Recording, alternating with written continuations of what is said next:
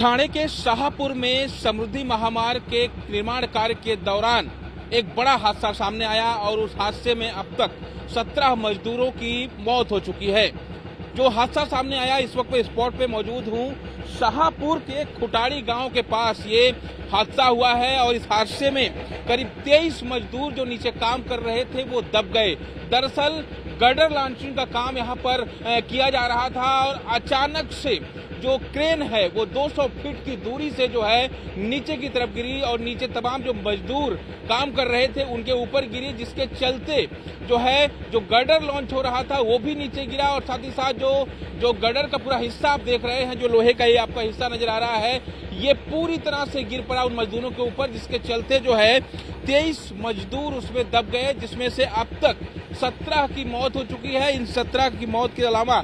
2 लोग जख्मी हैं जिनका अस्पताल में इस वक्त इलाज चल रहा है। लेकिन जो हादसा सामने आया उसके बाद बाकायदा जो टीडीआरएफ है, एनडीआरएफ की टीमें हैं, वो लगातार रेस्क्यू ऑपरेशन यहाँ पे चला रही हैं। जो मलबा है उसको हटाने की कोशिश यहाँ पे की जा रही है, क्योंकि जानकारी ये मिल रही है कि 3 से 5 लोग और जो है इसके अंदर दबे हो सकते हैं। और यही वजह है कि देखिए जो टीडीआरएफ के जवान हैं, जो एनडीआरएफ के लोग हैं, वो लगातार यहाँ पर रेस्क्यू ऑपरेशन चला रहे हैं। रात करीब 12 बजे के आसपास एनडीआरएफ को जानकारी दी गई और इस एनडीआरएफ की जानकारी के बाद जो है एनडीआरएफ की टीम यहाँ पे पहुंचती है, सर्च ऑपरेशन होता है। और जब यह हादसा हुआ, रात करीब 11:30 बजे के आसपास ये हादसा हुआ और हादसे के बाद ही ये जानकारी सामने आई कि 8 से 10 लोगों की मौत हो चुकी है। लेकिन सुबह होते होते यह आंकड़ा जो है वो 17 तक पहुंच चुका है और अभी भी ये आंकड़ा बढ़ने की उम्मीद है, क्योंकि अभी भी 3 से 5 मजदूर इसके अंदर फंसे होने की जिनकी आशंका जताई जा रही है,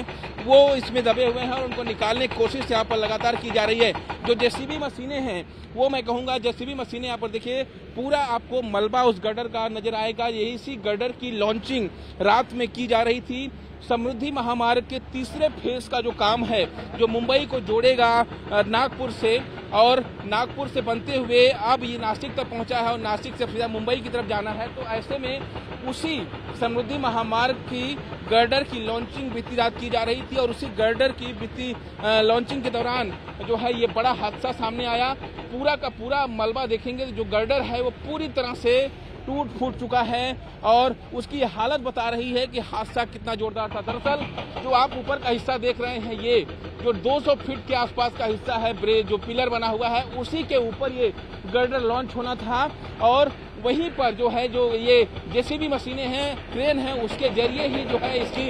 गर्डर लॉन्चिंग होनी थी। लेकिन उसके बाद जो है ये इस तरह की क्रेन थी, ये जो क्रेन आपको नजर आ रही है इसी तरह की क्रेन थी और इसी तरह की क्रेन से जो है गर्डर लॉन्चिंग हो रही थी। और गर्डर लॉन्चिंग के दौरान ही जो जानकारी मिल रही है कि ऊपर हाई वोल्टेज तार हैं, देखिए जो बिजली के तार वगैरह गुजर रहे हैं वो हाई वोल्टेज तार हैं। उसी तार में जो क्रेन है वो उससे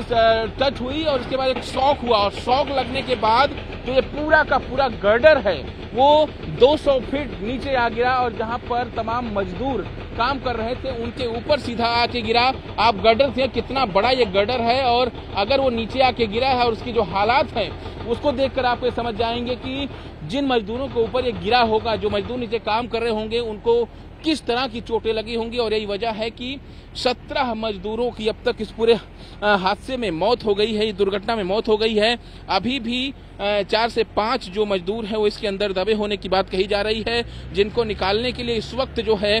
जो एनडीआरएफ की टीमें हैं, एसडीआरएफ की टीमें हैं और स्थानीय प्रशासन की जो टीमें हैं वो लगातार जो है उसको रेस्क्यू ऑपरेशन किए हुए हैं, ताकि जो लोग बचे हुए हैं उनको जो है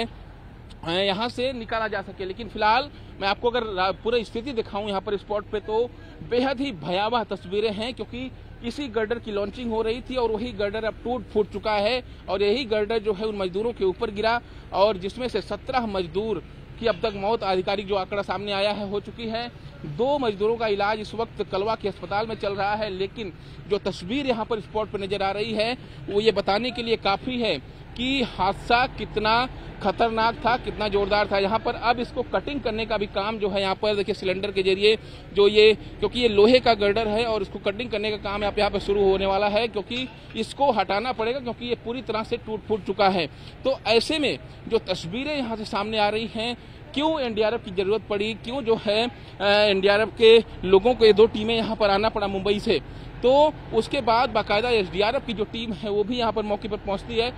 दोनों रेस्क्यू एजेंसियों की तरफ से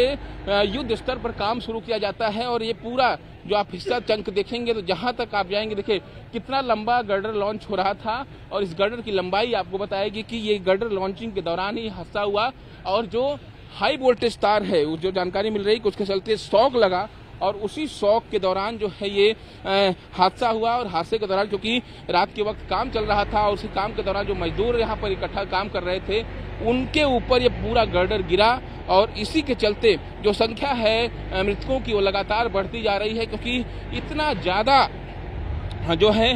ये भारी गर्डर है और इसकी लॉन्चिंग के दौरान कई क्रेनों का इस्तेमाल यहाँ पर किया जाता है, लेकिन जिस क्रेन के जरिए इसकी लॉन्चिंग हो रही थी वही क्रेन जो है सीधा जाकर उस हाई वोल्टेज तार में टच होती है और टच करने के बाद बाकायदा एक शॉक होता है और शॉक होने के बाद जो है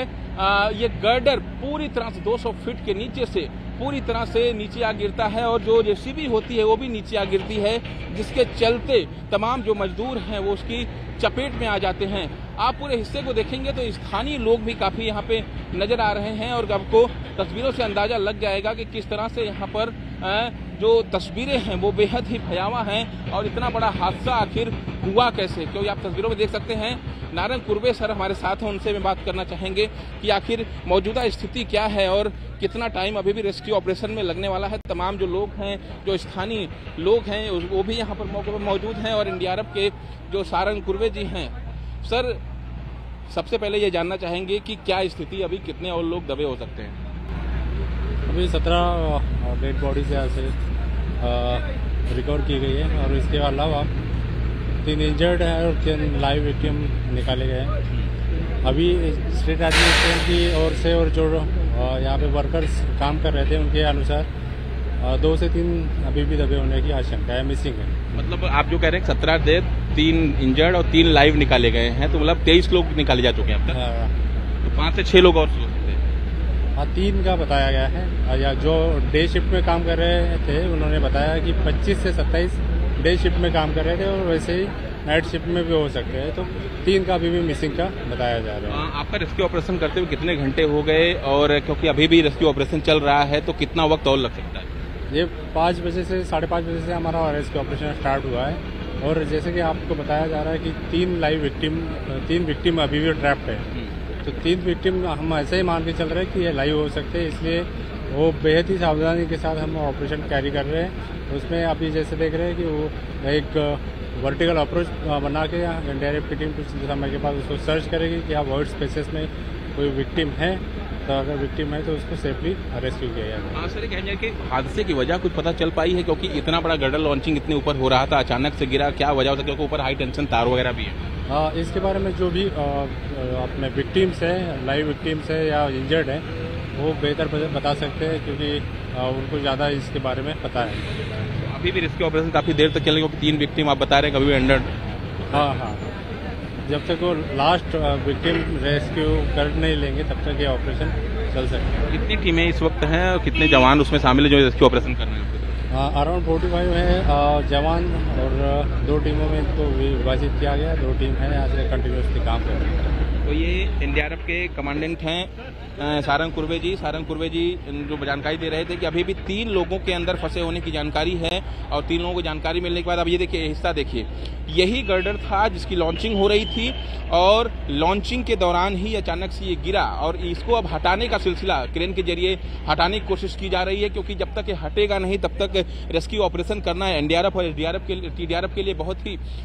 मुश्किल होने वाला है। तो इसलिए बाकायदा अब इस गर्डर के मलबे को हटाया जाएगा और उसके बाद बाकायदा यहाँ पे सर्च ऑपरेशन शुरू होगा, क्योंकि 3 अभी विक्टिम इसमें अंदर फंसे हो सकते हैं जो है, इसलिए जो है बाकायदा जो है यहाँ पर जो 3 विक्टिम हैं उनको सर्च ऑपरेशन करके ढूंढने की कोशिश होगी, क्योंकि जो स्टेट प्रशासन है, जो स्थानीय प्रशासन है, वो लगातार यही एनडीआरएफ को जानकारी दे रहा है कि 3 और लोग इसमें हो सकते हैं, क्योंकि हर शिफ्ट में, डे शिफ्ट में 26-27 लोग काम करते थे और नाइट शिफ्ट में भी 26-27 लोग काम करने हो सकते हैं। तो इसलिए बाकायदा यहाँ पर अब जेसीबी जो क्रेन है उसका इस्तेमाल करके यहाँ पे अब इस मलबे को हटाने की पूरी कोशिश की जा रही है और ये मलबा जब हटेगा तभी रेस्क्यू ऑपरेशन करने में आसानी होगी। और यही वजह है कि एक वर्टिकल जगह बना के यहाँ पे रेस्क्यू ऑपरेशन की प्रक्रिया आगे बढ़ाई जाएगी। लेकिन फिलहाल इस वक्त सबसे अहम और दर्दनाक कहानी यही यहाँ पे है कि 17 मजदूरों की इस पूरे हादसे में मौत हो गई है।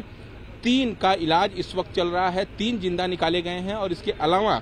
3 और फंसे यहाँ पे हो सकते हैं, ऐसी जानकारी मिल रही है। लेकिन फिलहाल जो हादसे का मंजर है उसको मैं एक बार फिर से अगर दिखाऊं तो हादसे का मंजर आप देखेंगे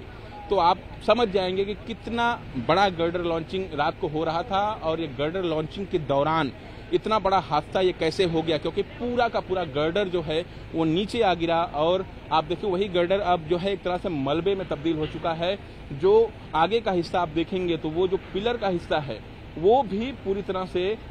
टूट चुका है। तमाम जो सीमेंटेड बनाया गया था वो भी पूरी तरह से टूटा हुआ है। यानी जो हालात हैं वो बेहद ही यहाँ पर भयावह हैं और उसी भयावह हालात के चलते जो है जो दर्दनाक हादसा सामने आया है, 17 मजदूरों की मौत हुई है। देखिए यहाँ से लेकर पूरा वहाँ तक की गर्डर लॉन्चिंग थी, करीब 200 फीट ऊपर ये गर्डर लॉन्चिंग हो रही थी और इसी दौरान जो है ये हादसा हुआ है। यानी अगर मैं कहूँ तो यहाँ पे करीब 12 घंटे बीत चुके हैं इस हादसे को हुए हुए, लेकिन अभी भी रेस्क्यू ऑपरेशन चल रहा है। और रेस्क्यू ऑपरेशन के साथ साथ आप देखेंगे तो ये अब जो क्रेन है उसको लगाकर अब बाकायदा इस टूटे फूटे जो गर्डर है जो कि एक तरह से मलबे में तब्दील हो चुका है उसको यहाँ से हटाया जाएगा और उसके हटाने के साथ ही इसके बाद बाकायदा जो है यहाँ पे सर्च ऑपरेशन, क्योंकि नीचे आप देखेंगे तो पूरा मलबा पड़ा हुआ है, जो पिलर का हिस्सा जो सीमेंटेड हिस्सा था वो भी यहाँ पर पड़ा हुआ है, तो उसके नीचे क्या कुछ लोग दबे हो सकते हैं, 3 की आशंका जो जताई जा रही है। तो इन तीनों क्या इसके अंदर हो सकते हैं।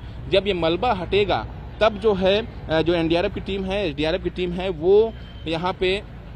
सर्च ऑपरेशन शुरू करेगी और सर्च ऑपरेशन करने के बाद आप निचले हिस्से की तरफ देखेंगे तो निचला जो हिस्सा है वो किस तरह से पूरा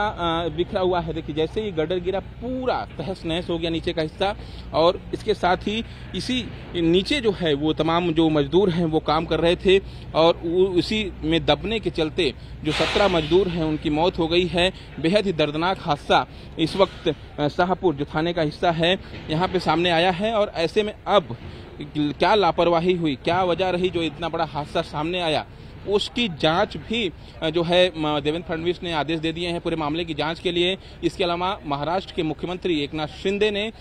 जो मृतक इस पूरी घटना में हुए हैं 17 मृतकों के परिवार को 5-5 लाख रुपए मुआवजा देने का भी ऐलान किया है। लेकिन जो पूरा हादसा है वो कहीं ना कहीं ये बताता है कि हादसा बहुत ही भीषण था और इसके चलते ही 17 मजदूरों की मौत हो गई है।